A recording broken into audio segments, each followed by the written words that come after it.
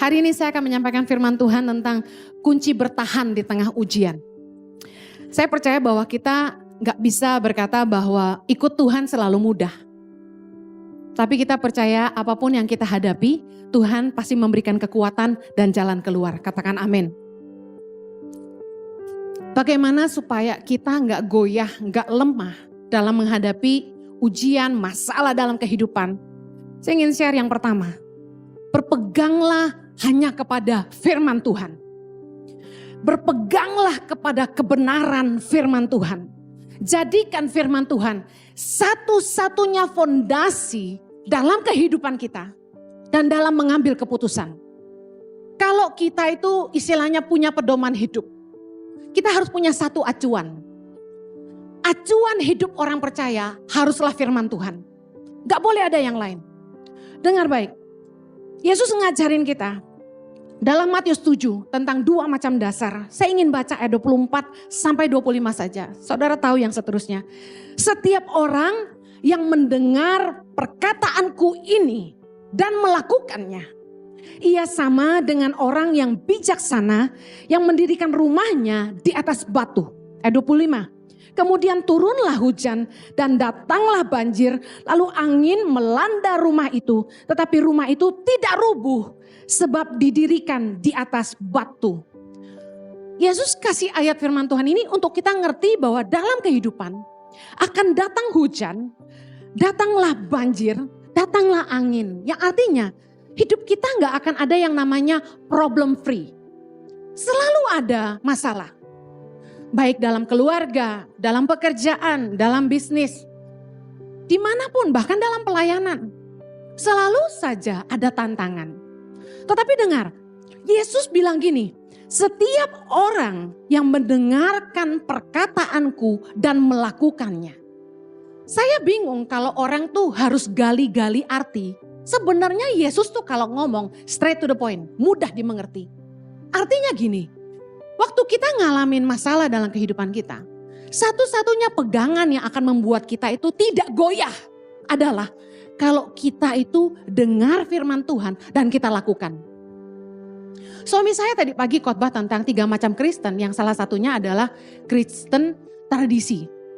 Yang sebenarnya setiap orang itu kalau ke gereja cuma buat biar merasa enak, oh gue udah ke gereja hari ini. Jadi rutinitas ke gereja. Padahal kesempatan Anda untuk menang seminggu ini adalah dengar firman Tuhan dan lakukan. Kalau datang ke gereja itu miliki iman, hari ini Tuhan akan berbicara kepada saya. Bagaimana sih Kak Heni, Bu Heni cara mendengarkan Tuhan? Banyak orang tanya gitu. Kok Bu Heni bisa bilang Tuhan ngomong gini, Tuhan ngomong gitu? Sebenarnya sederhana. Berapa banyak yang rindu Tuhan bicara sama Anda? Baca firman Tuhan. Cara satu-satunya mengizinkan Tuhan bicara buat kita adalah dengan mendengarkan dan membaca firman Tuhan. Waktu kita baca firman Tuhan, Roh Kudus dalam batin kita tuh akan ngajarin kita. Masalah boleh datang dalam hidup kita, tapi jaminan firman Tuhan, saya tuh selalu berpegang pada apa yang Kristus ajarkan. Yesus bilang gini, barang siapa yang mendengar perkataanku dan melakukannya, lalu kemudian turunlah hujan, datanglah banjir, angin melanda, rumah itu tidak rubuh karena didirikan di atas batu. Yang artinya gini, kalau kita hidup melakukan firman Tuhan, sekalipun badai kehidupan menerpa, kita gak akan goyah. Saya kasih contoh dalam hidup sehari-hari. Sesulit apapun masalah kita, dengar baik. Jangan sampai keluar dari kebenaran firman. Waktu orang butuh uang, firman Tuhan ngajarin, janganlah kamu berhutang apa-apa pada siapapun juga. Kalau ada yang mau catat ayatnya Roma 13 ayat 8. Janganlah kamu berhutang apa-apa kepada siapapun juga. Artinya gini, ketika kita punya kebutuhan, jangan lari dari kebenaran firman Tuhan. Jangan coba menolong dirimu sendiri dengan berhutang sana sini.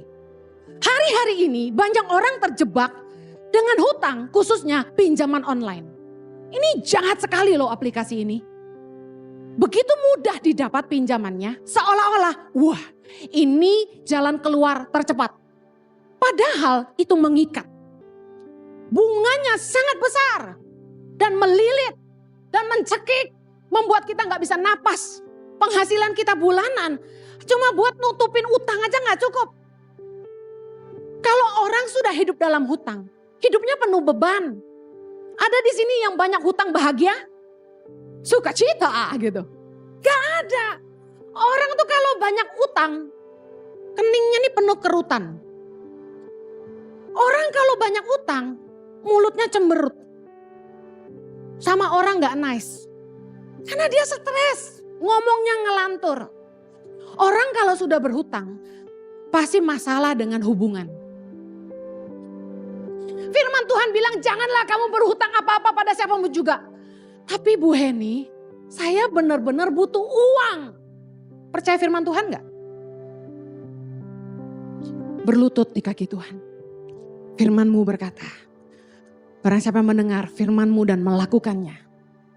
Kalau hujan, angin, hujan, banjir datang, dia tidak akan goyah. Tuhan, aku butuh uang. Tapi aku mau pegang firman-Mu, aku gak mau ngutang. Aku percaya Tuhan pasti sediakan. Berani gak? Kita sering kali lebih sok pinter daripada Tuhan.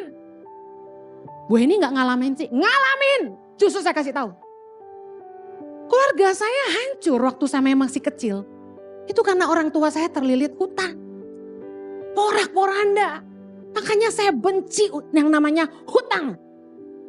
Kalau gak mampu, jangan sok aksi. Kenapa kalau cuma mampu beli mobil bekas harus beli mobil baru? Kalau memang gak mampu beli Innova, kenapa gak beli Avanza atau Xenia yang lebih murah? Kita hidup itu jangan makan gaya. Cukupkan dirimu dengan apa yang kamu punya gitu loh. Kalau Tuhan memang cuma berkati kamu segitu, bersyukurlah. Jangan bandingin hidupmu dengan orang lain.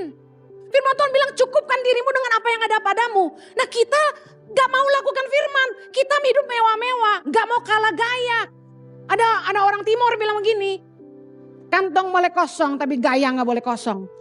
Ngomong kosong loh gue bilangin. Masa Ngana bisa beli tas mahal kita Tara bisa? Dia bilang gitu. Kita bilang Ngana jual apa? Ngana jual lemper baru Ngana mau beli tas itu mau jual lemper berapa truk. Sudah orang jual tambang emas. Dia jauh lebih dari kita, ngapain kita bandingin diri sama dia. Orang yang bahagia itu bukan orang kaya, saya kasih tahu. Orang yang bahagia itu orang yang bisa berkata apa adanya. Cukup. Cukup. Ibu-ibu yang punya suami gak kaya. Saya tanya, kalau Anda kawin sama yang lebih kaya, Anda jamin Anda lebih bahagia? Katakan sama-sama, belum tentu. Teman saya banyak yang nikah sama cowok yang lebih kaya daripada suami saya. Kami bukan orang kaya tapi kami bahagia.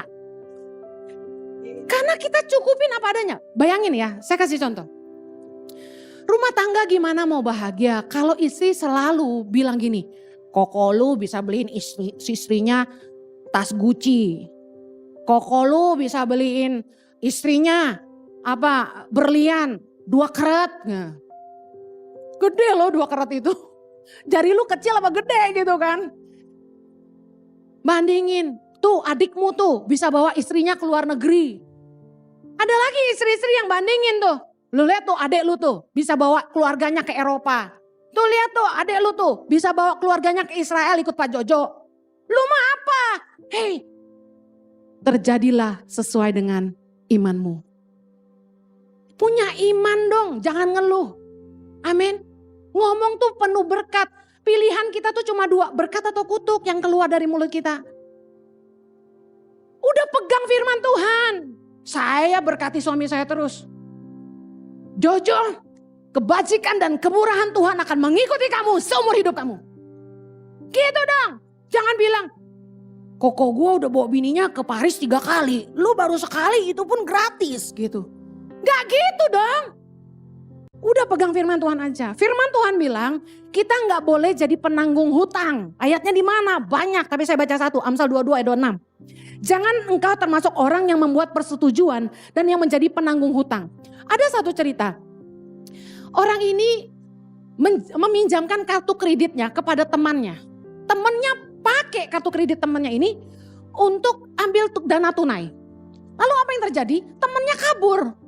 Temen kerja bareng loh. Ini yang ngomong gini ke kita udah 3 orang ya. Terus saya bilang, kenapa kamu pinjemin kartu kreditmu ke temanmu? Why? Demi persahabatan.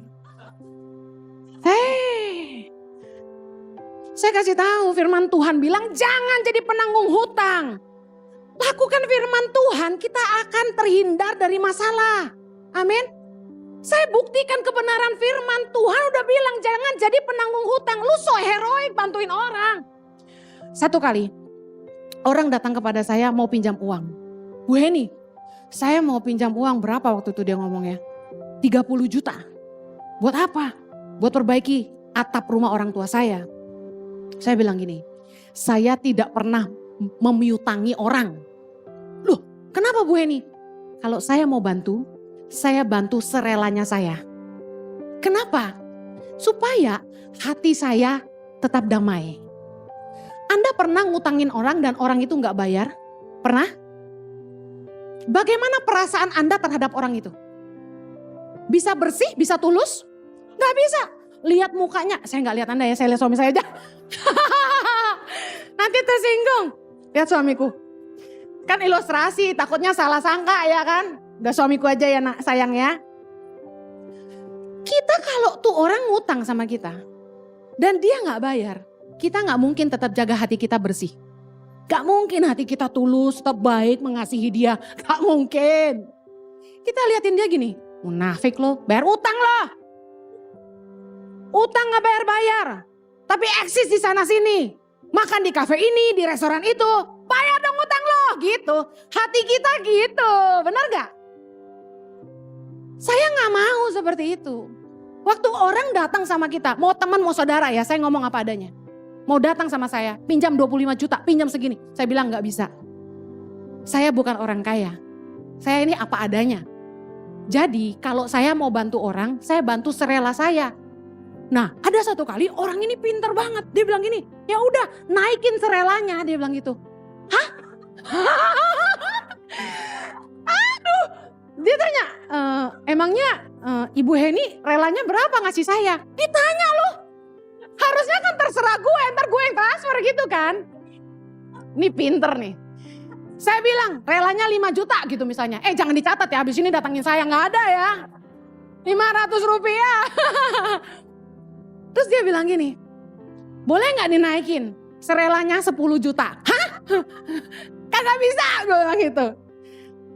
Bu Heni gak ngutangin, Bu Heni kasih saya, dia bilang gitu. Enggak gak bisa, saya bilang kok kamu yang nentuin saya mau kasih berapa. Haleluya. Dengar baik, kalau kita ngutang sama orang, kita akan dipandang rendah sama orang. Lebih baik tuh jangan ngutang, udah berharap sama Tuhan. Kalau Anda terlilit utang hari ini, apa yang Anda harus lakukan? Number 1, berharap sama Tuhan. Yang kedua, kita lihat apa yang kita punya dan bisa dijual, lebih baik kita jual. Jangan gini, minjem sama orang tapi sendiri masih punya mobil mewah. Apaan sih? Jual dulu mobil lu gitu kan. Jadi ada orang yang misalnya ngutang sekian dia gak mau lunasin.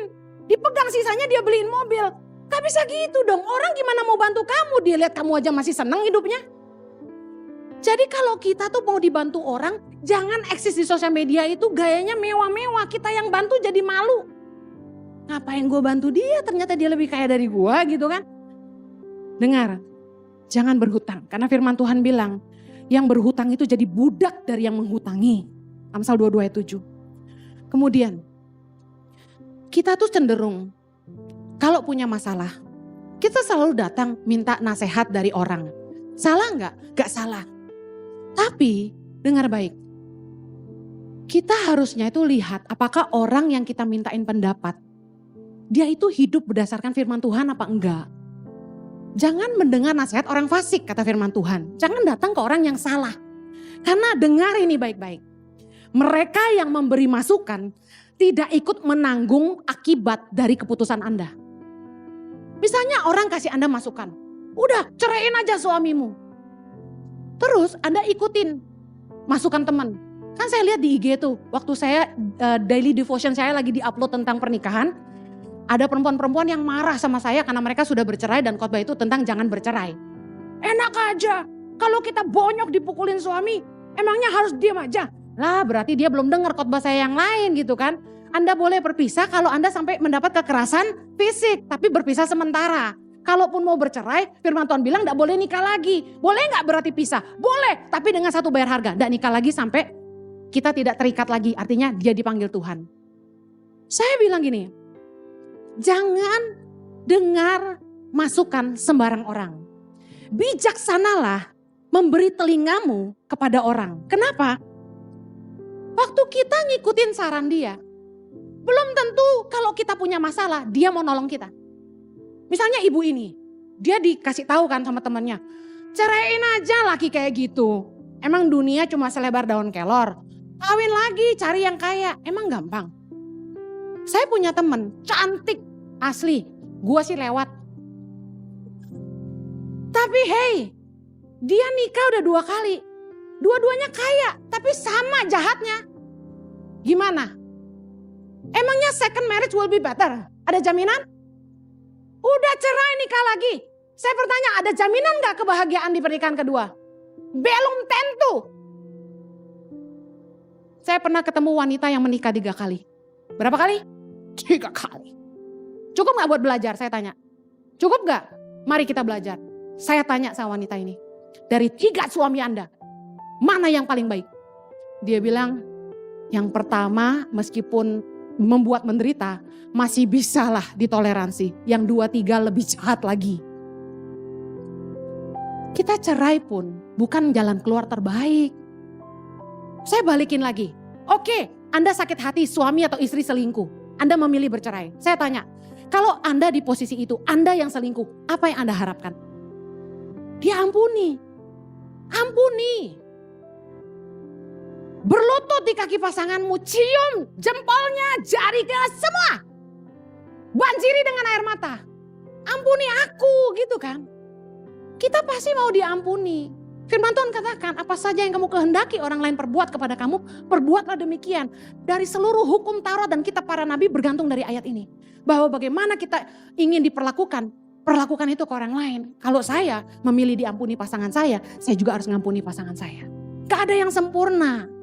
Ketika ada masalah dalam rumah tangga, pasti ada sebabnya. Dan gak mungkin sumbernya cuma 1, pasti 2. It takes 2 to tango.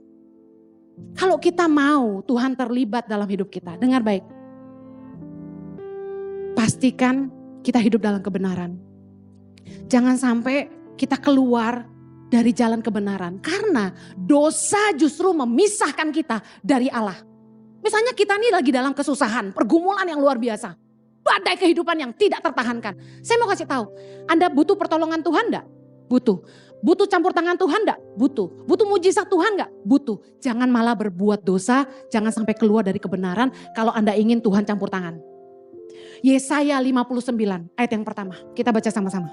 Sesungguhnya tangan Tuhan tidak kurang panjang untuk menyelamatkan dan pendengarannya tidak kurang tajam untuk mendengar.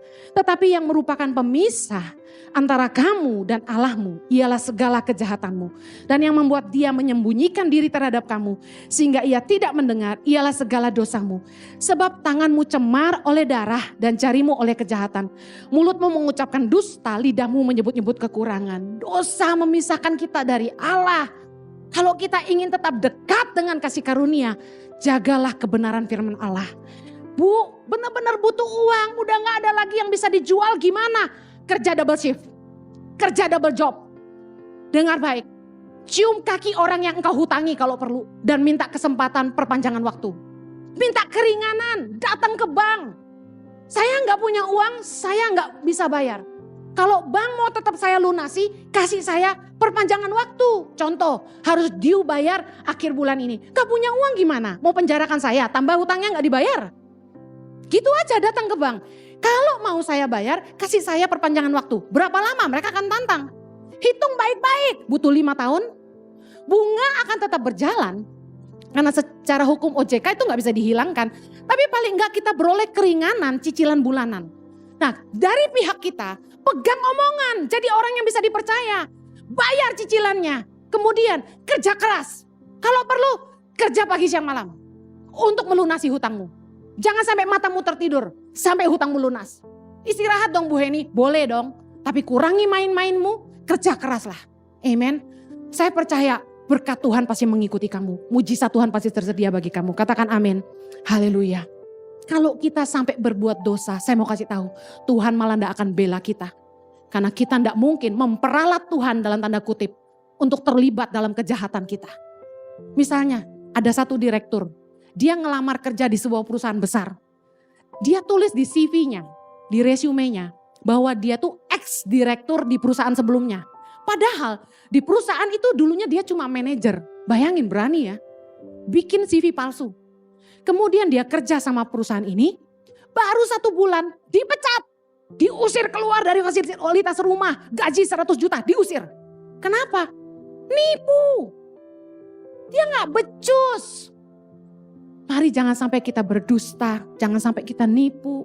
Kerja keraslah. Orang yang bisa dipercaya dekat dengan berkat Allah. Amin. Yang kedua, bagaimana kita kuat menghadapi ujian? Mendekatlah kepada Tuhan.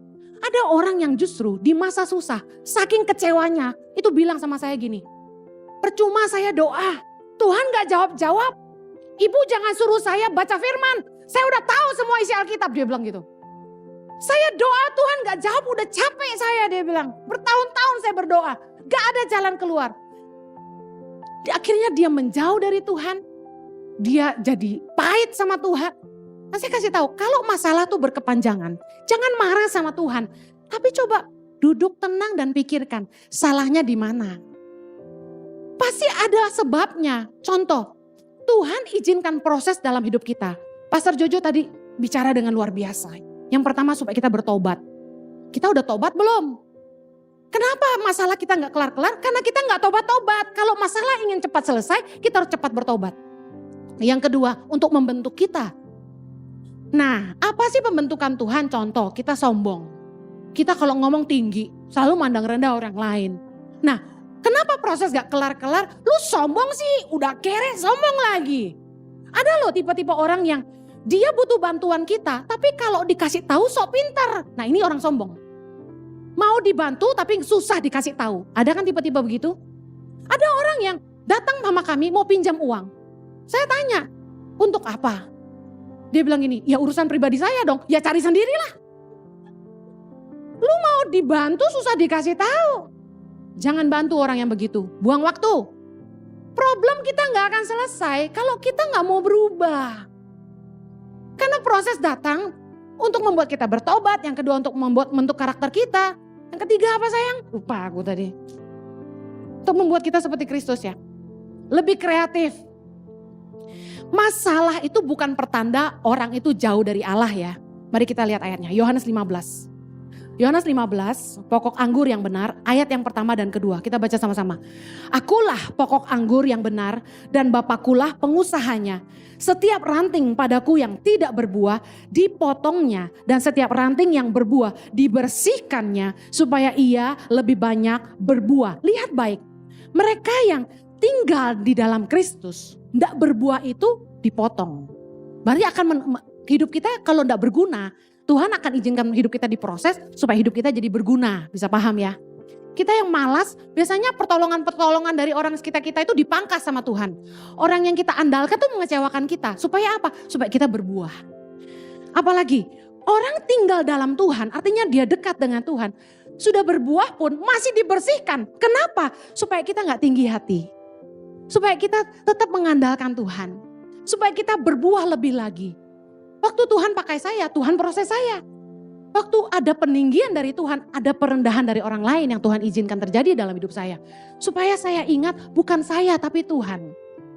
Waktu Marlon nyanyi lagu itu, saya tuh nangis terus karena lagu ini tuh selalu bagi saya, ini hati saya buat Tuhan. Bahwa satu-satunya yang saya andalkan tuh cuma Tuhan, gak ada yang lain. Saya gak punya apa-apa dan saya gak punya orang lain selain Tuhan. Kalau Tuhan gak tolong saya gak bisa.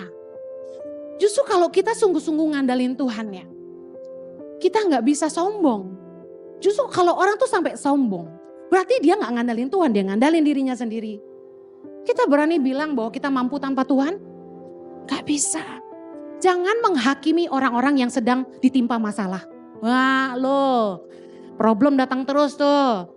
Gak punya hubungan pribadi sama Tuhan ya. Nah lo ditimpa masalah tuh. Kenapa tuh gak punya keturunan? Nah gak diberkati sih. Kenapa perusahaannya susah? Gak bayar perpuluhan ya. Dengar baik, jangan suka ngehakimin orang. Semua orang punya masalah, semua orang ngalamin proses. Tuhan itu mengizinkan masalah datang supaya hidup kita dibersihkan. Supaya kita berbuah lebih banyak. Katakan amin. Amin. Kunci kita kuat dalam ujian adalah tetap tinggal di dalam Tuhan. Yohanes 15 ayat 4 berkata, tinggallah di dalam aku dan aku di dalam kamu. Sama seperti ranting tidak dapat berbuah dari dirinya sendiri. Kalau ia tidak tinggal pada pokok anggur, demikian juga kamu tidak berbuah jikalau kamu tidak tinggal di dalam aku. Ayat kelima, akulah pokok anggur dan kamulah ranting-rantingnya. Barang siapa tinggal di dalam aku dan aku di dalam dia, ia berbuah banyak sebab di luar aku kamu tidak dapat berbuat apa-apa. Justru kalau lagi dilanda masalah, jangan meninggalkan Allah. Justru kita butuh Tuhan. Kenapa begitu? Karena Tuhan itu sumber hikmat dalam hidup kita. Tuhan itu yang memberikan kecakapan dalam hati kita. Saya percaya setiap kita diberi kemampuan oleh Tuhan untuk menyelesaikan masalah. Katakan amin. Saya percaya kalau kita mau ditolong Tuhan, jangan justru menghindar dari Tuhan. Tetap pegang Tuhan erat-erat. Apa yang terjadi ketika di tengah masalah kita tetap berpegang pada Tuhan? Saya katakan, di masa sulit pun kamu akan terus berbuah. Bayangin, di masa sulit ketika kami berdua kesulitan, pandemi datang melanda, banyak partner tangan pengharapan yang meninggalkan tangan pengharapan karena mereka sendiri kesusahan. Kami gak marah sama mereka, tapi kami malah berdoa buat mereka. Tapi apa yang terjadi? Di masa pandemi, Tuhan memakai kami untuk menolong lebih banyak orang, menolong lebih banyak anak-anak lewat program peduli sesama. Bahkan sekarang kami memberikan beasiswa untuk anak-anak pedalaman yang cerdas, berintegritas, benar-benar takut akan Tuhan dan karakternya baik. Untuk menjadi guru-guru bagi Indonesia. Doakan kami, karena saya merenung terus. Kami selama ini rekrut orang-orang dari seluruh Indonesia. Dilatih di Jakarta, lalu diutus ke pedalaman dengan kontrak guru pedalaman cuma 1 tahun. Investasi yang kami berikan terlalu besar hanya untuk kontrak 1 tahun sebenarnya. Jadi saya bilang, apa ya yang lebih sustain ke depan? Anak-anak ini yang harus dijadikan guru. Supaya ketika kita sekolahkan mereka kembali ke daerah mereka dan mencerdaskan anak-anak mereka. Saya mulai melangkah dengan iman justru di masa sulit. Dan saya lihat penyertaan Tuhan yang luar biasa. Saya ingin katakan kita buka gereja onsite ini bukan karena kita pengen keruk uang lebih banyak. Gak ada istilah seperti itu. Justru kami sediakan ibadah onsite ini karena kami tahu jemaat butuh. Ada jemaat yang gak seneng ibadah online. Sudah gak fokus gitu loh, liatin TV terus, bener gak? Lebih enak gini gak? Sebenarnya kalau coba tanya sama saya, Pastor Henny lebih suka online aja atau onsite? Lebih enak online, kenapa? Tapping, tayang, hari Minggu bisa bangun siang. Bisa makan sama anak, bisa kumpul keluarga, pagi-pagi gak usah keramas. Tapi saya tahu ini kebutuhan. Nah saya ingin kasih tahu gini, saya sangat bersyukur Anda gak takut COVID terus tetap datang ke gereja. Puji Tuhan. Justru kalau suami saya ini luar biasa. Saya tuh waktu COVID tuh takut keluar. Gak mau keluar. Dia bilang gini, kamu kalau takut gak punya iman, kamu gak akan bikin apa-apa. Kalau kita selalu takut, kita akan bikin apa-apa. Mari terus mendekat sama Tuhan. Anda datang ke gereja, saya mau kasih tahu kedatanganmu gak akan sia-sia. Anda nyembah, jiwamu disegarkan. Saya ngerti rasanya. Matius 11 ayat yang ke-6. Dan berbahagialah orang yang tidak menjadi kecewa dan menolak aku. Yesus bilang gitu. Yesus tahu waktu kita ngadapin masalah. Kadang-kadang tuh saking tertekan dan tersesaknya. Kita kadang-kadang udah kehilangan iman. Ini sebenarnya gue bakal punya anak gak sih gitu kan. Sebenarnya Tuhan bakal berkati gak sih. Gue rindu punya ini, gue rindu bisa begitu. Sebenarnya mungkin gak sih? Kadang-kadang kita tuh udah gak bisa lihat lagi mimpi kita tuh akan terjadi. Tapi dengar baik, jangan jadi kecewa dan menolak Tuhan. Amin. Engkau akan berbahagia kata Yesus. Kalau engkau tidak jadi kecewa dan menolak Dia. Percayalah Tuhan itu setia. Saya percaya Tuhan pasti sediakan jalan keluar. Saya ingin akhiri karena waktu yang terbatas. Di tengah masa sulit, tenang dan berdoa. Di tengah-tengah badai, tenangkan jiwa kita. Firman Tuhan berkata, kuasailah dirimu dan jadilah tenang supaya kamu dapat berdoa. Artinya gini, waktu keadaan kita sedang panik, masalah banyak. Kalau kita tidak tenang, jiwa kita gak tenang, kita gak bisa doa. Kita pasti sibuk cari jalan keluar. Waduh, telepon siapa ya? Siapa ya yang bisa bantu saya ya? Saya kasih tahu, jangan ngandelin orang kuat. Firman Tuhan berkata dalam Mazmur 146 ayat yang ketiga, janganlah percaya kepada para bangsawan, kepada anak manusia yang tidak dapat memberikan keselamatan. Saya ini udah belajar, ngandalin orang-orang hebat yang berjanji tapi tidak pernah ditepati. Saya sama suami itu udah bolak-balik ketemu konglomerat di Indonesia, bukan gak pernah. Mereka janji, saya akan bantu kamu. Kamu kurang berapa setiap bulan? 1,5 M, telepon saya pasti bantu kamu. Kami tidak pernah telepon siapapun. Suami saya dikasih nomor telepon orang-orang yang terkenal di Indonesia. Disuruh bilang gini, Pak Jojo butuh apa-apa telepon saya. Kami tidak pernah telepon. Kenapa? Karena satu-satunya yang kami andalkan cuma Tuhan. Amin. Dengar baik. Jangan ngandalin teman, jangan ngandalin orang kuat. Teman itu justru kita temukan yang terbaik tuh di masa sulit. Siapakah mereka? Bukan orang-orang yang kita cari, tapi orang-orang yang tetap tinggal bersama kita ketika kita kesulitan. Mereka yang peduli sama kita. Salah satu tanda dari Tuhan untuk saya berhenti khotbah keliling adalah di masa pandemi. Tidak ada, bisa dibilang hampir tidak ada, hanya satu orang yang biasanya saya layani gereja-gerejanya. Itu telepon saya dan tanya, apakah kamu baik-baik? Bayangin, 15 tahun khotbah keliling gereja-gereja, kecil dan besar. Gembala-gembala itu harusnya jadi sahabat buat saya, karena saya khotbah setahun bisa 2-3 kali di gereja yang sama. Tapi waktu pandemi datang, mereka batalin pelayanan saya tanpa kasih kabar sama sekali dan tidak pernah tanya bagaimana hidup saya. Mereka tahu saya hidup dengan iman. Saya sangat hargai cuma satu teman yang telepon saya. Apakah kamu baik-baik saja? Meskipun dia tidak bantu apa-apa, tapi saya hargai dia cuma sekedar telepon aja. Justru saat Anda sedang menghadapi masa sulit, izinkan Tuhan membuktikan siapa teman-teman terbaik. Amen. Di tengah masalahmu, jangan panik, jangan berusaha telepon sana sini, cari orang kuat bantu kamu. Tenang, berdoa, karena Tuhan sumber hikmatmu, sumber kekuatanmu, dan sumber jalan keluar bagi hidupmu. Saya berdoa, masa sulit Anda akan cepat selesai. Mari terus mengandalkan